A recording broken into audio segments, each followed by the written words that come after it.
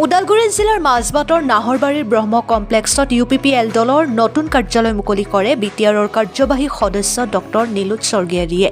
আজি নাহৰবাৰীস্থিত নতুন কাৰ্যালয় মুকলি কৰি কাৰ্যবাহী সদস্য ডক্টৰ নীলোৎ স্বৰ্গীয়াৰীয়ে ভাষণ প্ৰসংগত কয় যে 4 বছৰত UPPL দলৰ চৰকাৰে BTRত বহুতো কাম কৰাৰ লগতে BTRত শান্তিৰ বাতাবৰণ আনি দিয়ে। UPPL দলৰ চৰকাৰক আপোনালোকে আগবাঢ়ি যোৱাত অকণ সহায় কৰক। বিশেষকৈ BTRত প্ৰমোদ বড়োৰ নেতৃত্বাধীন চৰকাৰে যুৱক যুৱতীসকলক আগুৱাই নিয়াৰ কাৰণে বিভিন্ন আঁচনিৰ কাম হাতত লৈছে বুলি কয় কাৰ্যবাহী সদস্য ডক্টৰ নীলোৎ স্বৰ্গীয়াৰীয়ে। আনহাতে নতুন কাৰ্যালয় মুকলি কৰি কাৰ্যবাহী সদস্যগৰাকীয়ে 5 নৈ চেৰফাং সমষ্টিৰ 12খন VCDCৰ অন্তৰ্গত অৰ্ধশতাধিক ক্লাব সংঘ আদিত বিভিন্ন খেলৰ সামগ্ৰী বিতৰণ কৰা পৰিলক্ষিত হয়।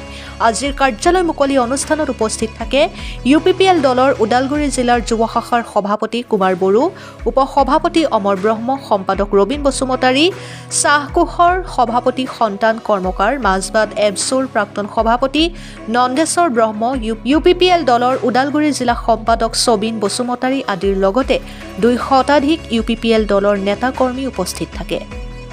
মাজবাটৰ পৰা পংকজ কুমাৰৰ ৰিপৰ্ট, অৰুণোদয় আছাম।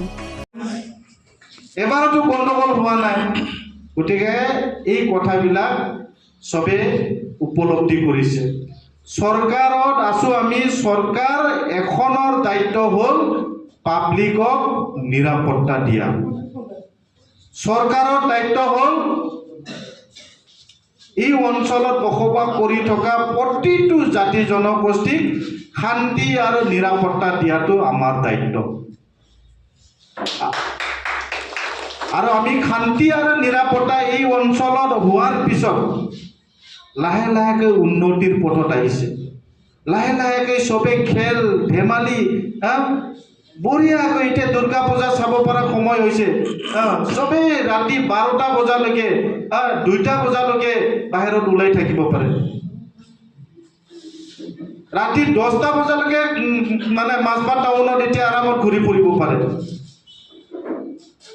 এনেকুৱা পৰিৱেশ সন্মানীয় প্ৰমোদ বড়ো ডাঙৰীয়াই সৃষ্টি কৰিছে আৰু তেখেতৰ হাত মজবুত কৰাটো অকল আমাৰ নহয়, আপোনালোকৰো দায়িত্ব। গতিকে আহি থকা দিনত আমি এই অঞ্চলৰ যুৱ চামক আগুৱাই নিয়াৰ আমাৰ দায়িত্ব। এই অঞ্চলৰ যুৱ চামক ভাল বাট দেখুৱাই দিয়াটো আমাৰ দায়িত্ব। সেইকাৰণে আমি এতিয়া কোনোবাই ভাল প্লেয়াৰ হওক, তেখেতসকলক সহায় আৰু সহযোগিতা দিয়া এইখন চৰকাৰৰ দায়িত্ব।